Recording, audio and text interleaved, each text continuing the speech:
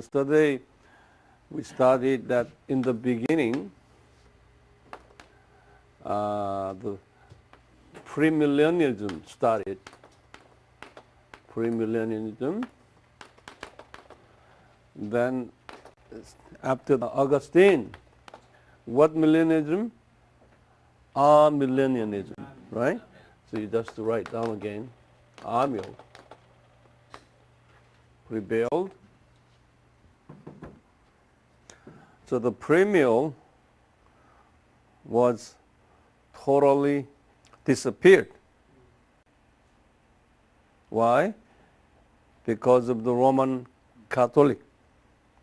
Roman Catholic's position was not post-mill.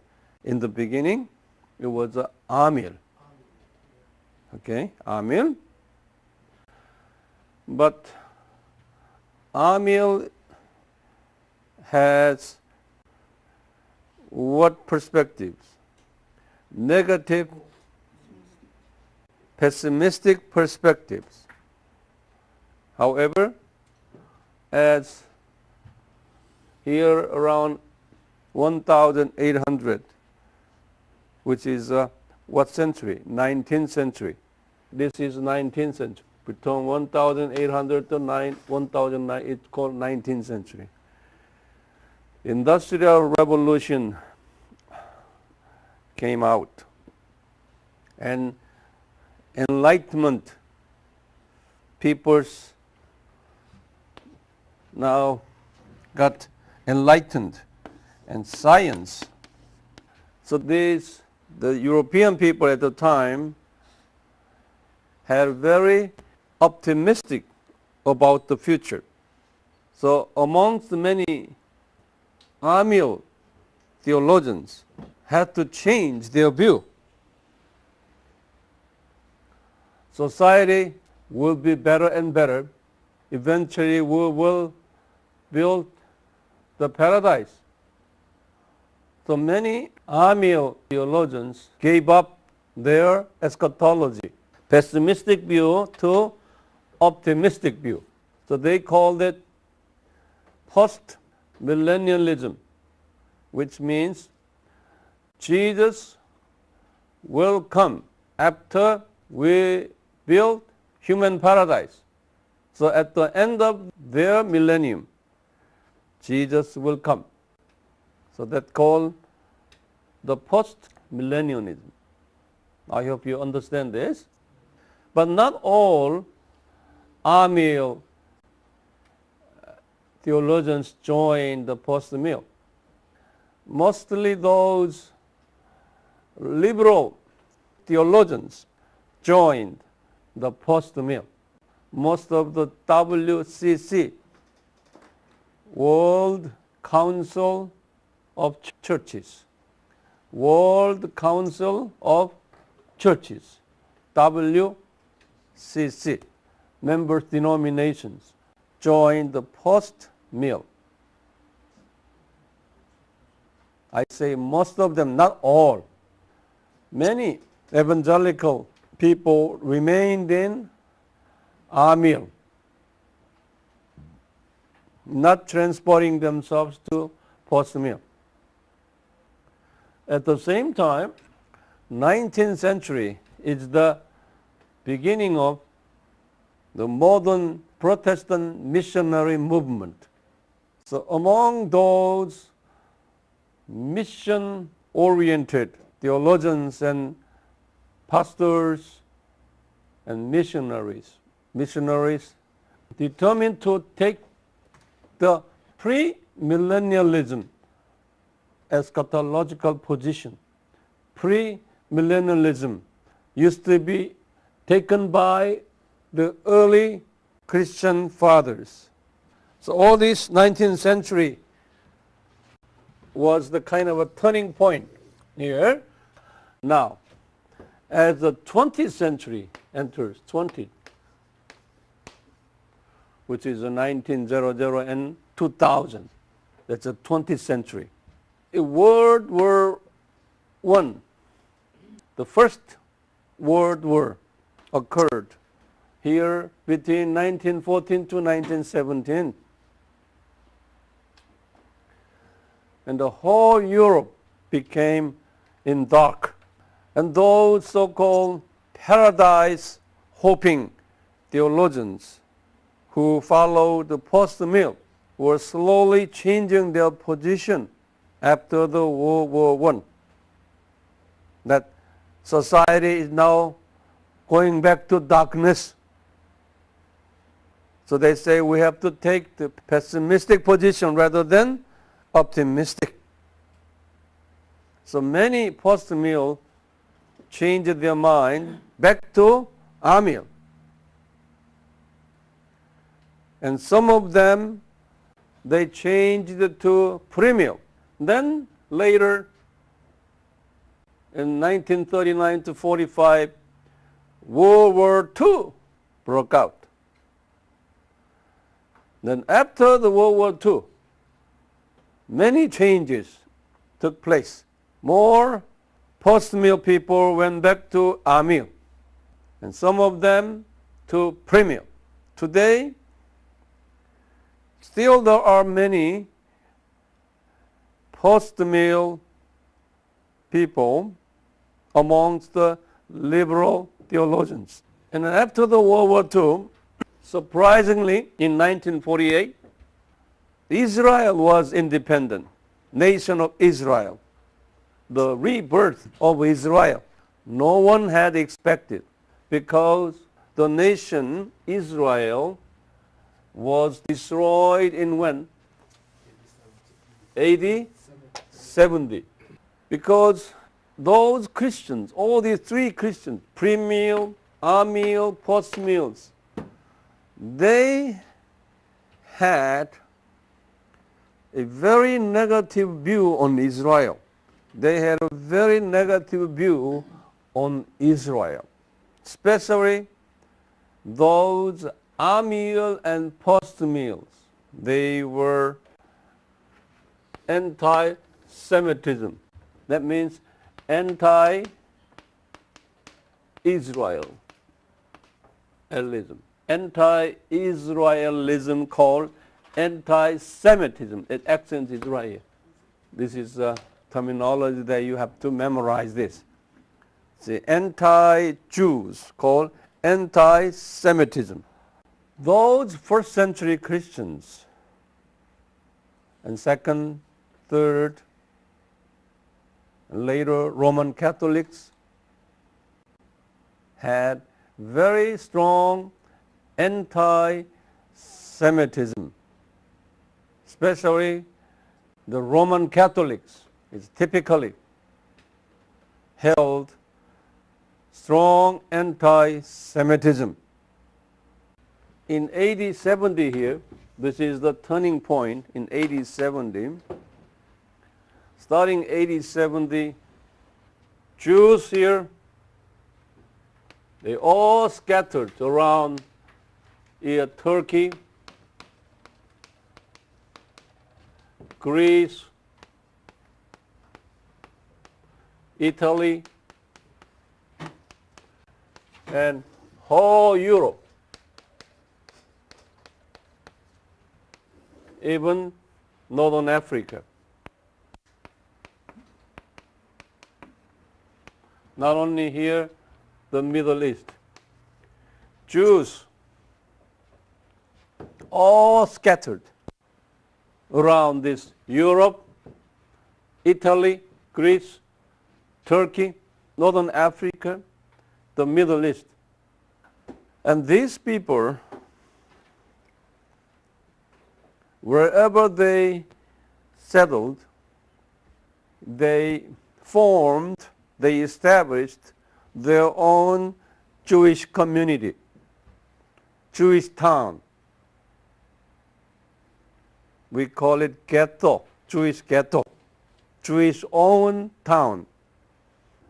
And they built their own synagogue, their own school for their children, and they united themselves for their survival and they had practiced Old Testament Judaism and not willing to assimilate into the other cultures.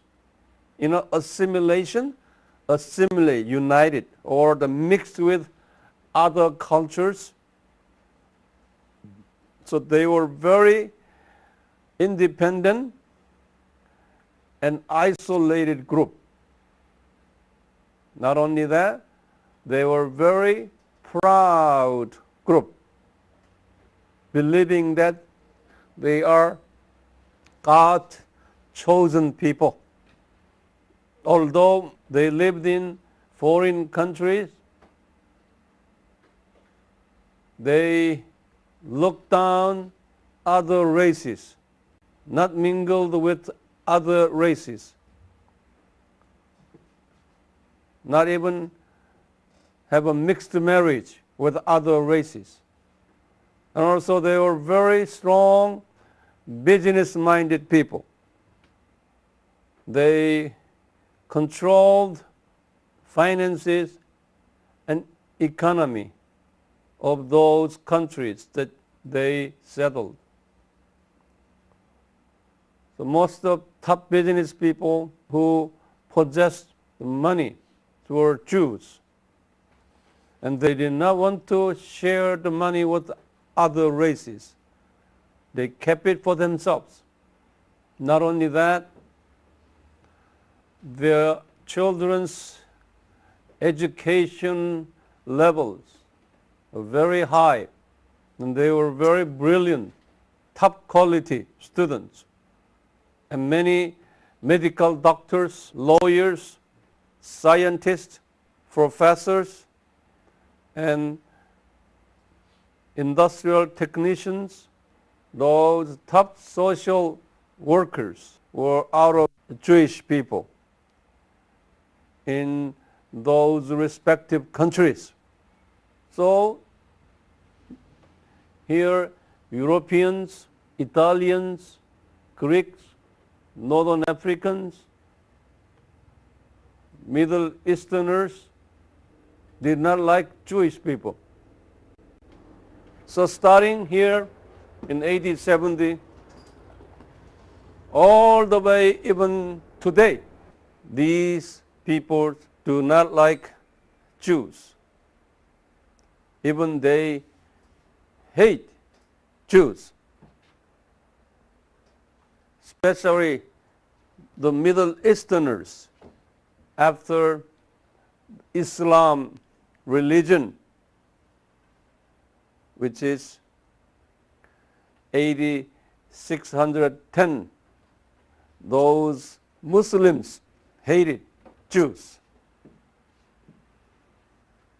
So Jews had been discriminated in every countries where they settled. That we call the anti-Semitism. Since European countries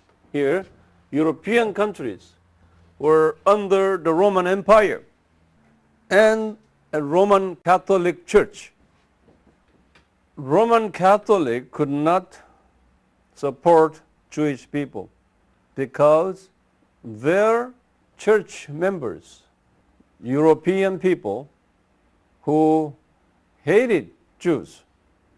Therefore, Roman Catholic has to take strong anti-Semitism to maintain his church. To justify Roman Catholic theology against Jewish people, they set up anti-Semitism theology. They invented, to support anti-Semitism, the Roman Catholic came up with the new idea.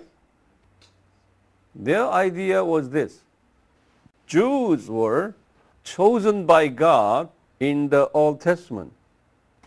But when Jesus incarnated into this world, Jews did not accept Jesus as their Savior.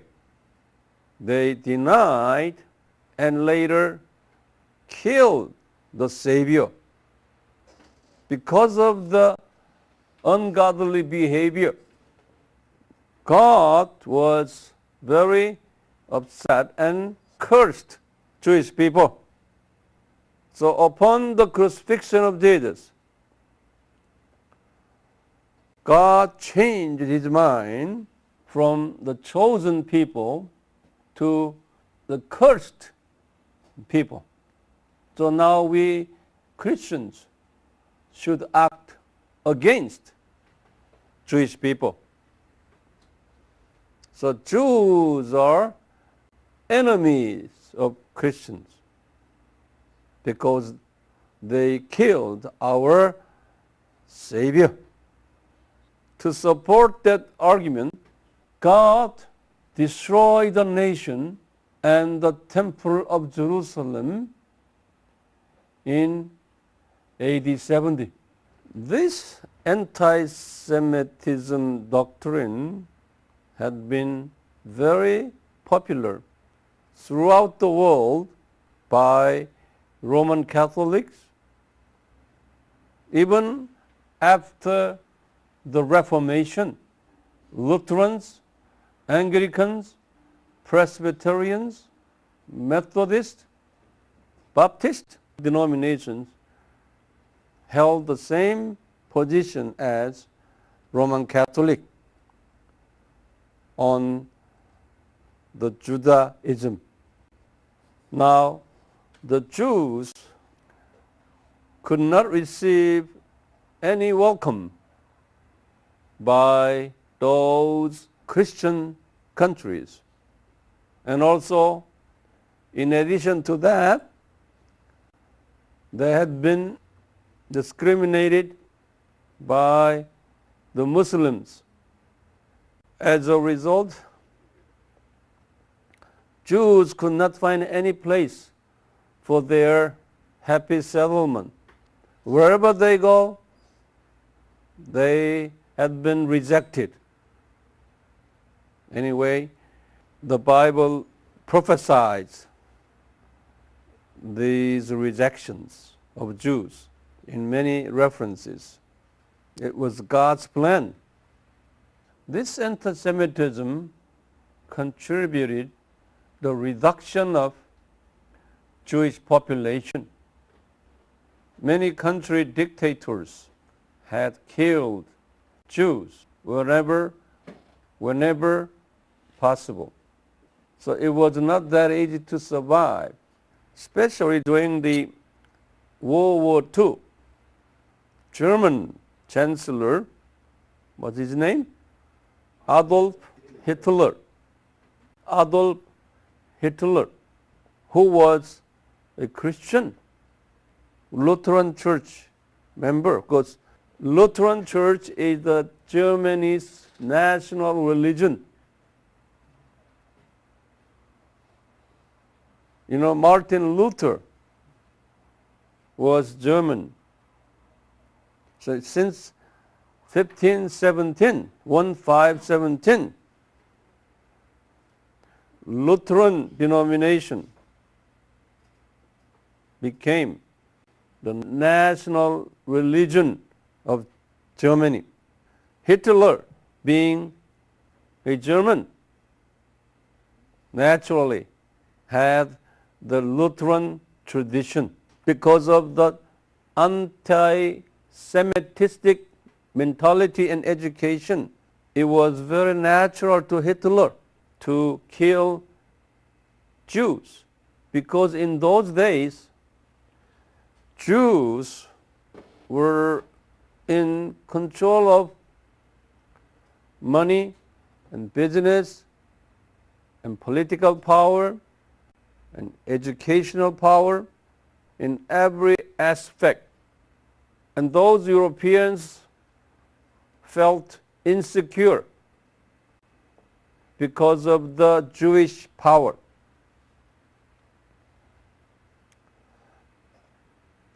So it was Hitler's, not only Hitler's, most Christian Europeans who held anti-Semitic theology attempted to even remove all Jews out of human history. Even they planned to total removal of Jewish race on earth. Hitler took an action against Jews. No European churches took any opposition to Hitler's action, including Roman Catholic Church did not stop Hitler's action. Roman Catholic and other Protestant denominations did not support Hitler in public in regard to the destruction of Jews, but they acknowledged Hitler's action. So Hitler was free to do so. As a result, 6 million Jews were killed. We call that Holocaust. Holocaust, right? At the time, Jewish population was around 20 million. 20 millions Jewish population. Now 6 millions were killed. So only 14 million survived around the world. Around the world, 20 million Jews and 6 million killed, 14 millions survived. So today, the Jewish population is around 14 or 15 million. Today's Jewish population. These Roman Catholics and those Protestant mainline Protestant denominations still hold the anti-Semitism. Starting around 30, it's an Irishman, Irish lawyer. His name is John Darby. He used to be a Roman Catholic man, but he transferred himself to Protestant denomination, and his followers took a pro-Israel position. And we call them dispensationalists.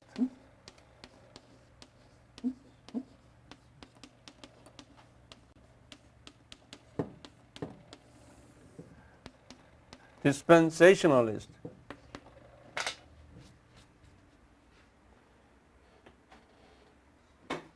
So the pro-Israel movement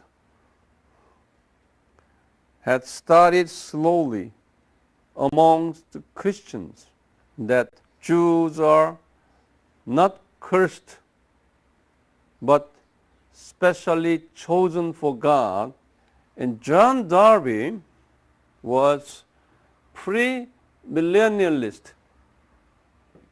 Majority pre-millennialist held the position called historical premillennialism.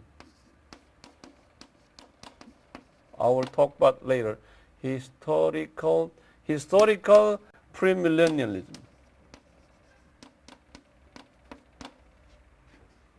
That's a traditional premillennialism. But John Darby created new premillennialism called dispensational premillennialism. One of the typical theories of this dispensationalism is that they are strong pro-Israel group. We will talk about that next time. historical premillennialists are not strong pro-Israel. Some of them against. But here in John Darby, see, we call the Darbyism. It's a dispensationalism, Darbyism, and pro-Israelism. So these remaining, amill and post-mill people, in some pre-mill, anti-Semitistic people, they stood against Darbyism because of the issues on Israel. Very recently, Roman Catholic Church changed view on Israel. Roman Catholic had a special council called Vatican II, Council of Vatican II. The Vatican II Council is very famous. Vatican II Council between 1962 to 1965. Vatican II Council. Okay? It's a major Roman Catholics consultation. In this council, in 1965, at the time, the Pope Paul VI, October 28, in 1965, declared the decree, decree, statement, official statement, that Roman Catholic will abolish anti-Semitism and asking all Roman Catholics to change their views and asking for forgiveness from Jews over long period of times persecution toward Jewish people.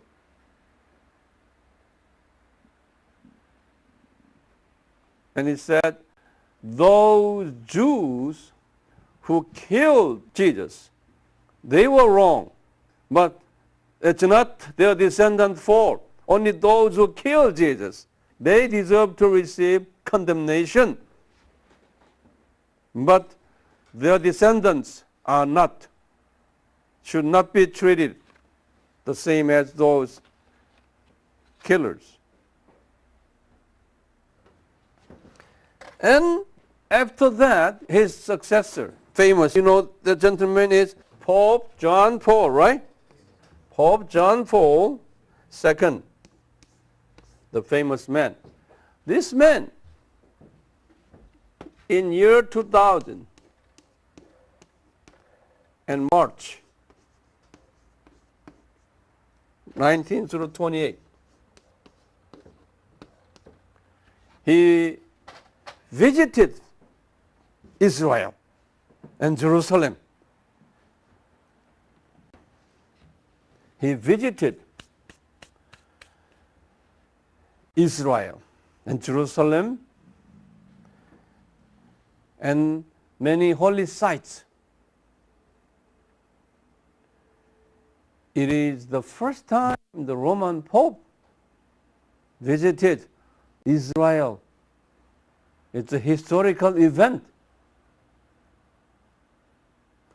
Not only that, he met Jewish leaders and officially asking for their forgiveness against their wrongdoings, wrong treatment. So it was historically the Jews and Roman Catholics new relationship established. From that time on, many Christians now are changing their views, their positive views, friendly views on Jews, giving away what they have. We call it social welfare.